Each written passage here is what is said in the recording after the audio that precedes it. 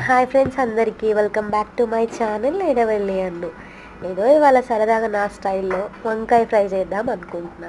So అది కూడా చాలా సింపుల్ వేలో మీలో ఎవరికైనా నచ్చితే ట్రై చేయండి.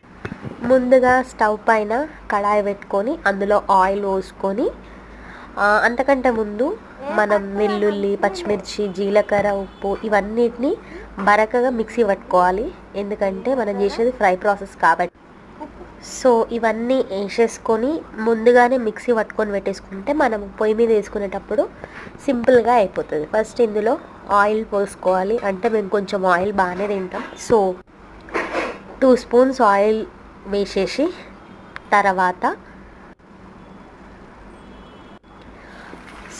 ఆయిల్ పెట్టుకొని కరివేపాకు వేసేసుకున్న తర్వాత నెక్స్ట్ వంకాయలు వేసేసేయండి. ప్లీజ్ నా స్టవ్ని మాత్రం ఇగ్నోర్ చేయండి. ఇందులో మళ్ళీ ఏ కామెంట్స్ పెట్టకండి ప్లీజ్.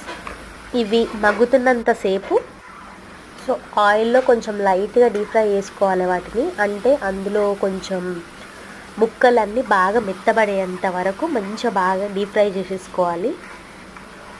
కావాలనుకుంటే లిడ్ మూసైనా వేసుకోవచ్చు. కాకపోతే ఏంటంటే లిడ్ తీస్తే అందులో ఉన్న వాటర్ మొత్తం బయటికి మనకు కనబడి మంచిగా ఆయిల్లో మగ్గిపోతాయి అన్నమాట.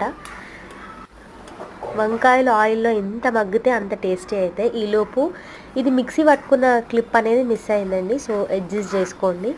ఆ తర్వాత మళ్ళీ ఒకసారి బాగా కలిపేసుకొని అందులో అదంతా బాగా ఫ్రై అయిన తర్వాత ఇందులో మనకు కొంచెం పసుపు వేసుకోవాలన్నమాట. ఎందుకంటే పచ్చిమిర్చి వేసిన తర్వాత పచ్చివాసన ఉంటుంది, అది పోవడం కోసం అని చెప్పి ముందే పసుపు వేసుకోవాలి. పసుపు వేసుకొని బాగా కలపాలన్నమాట.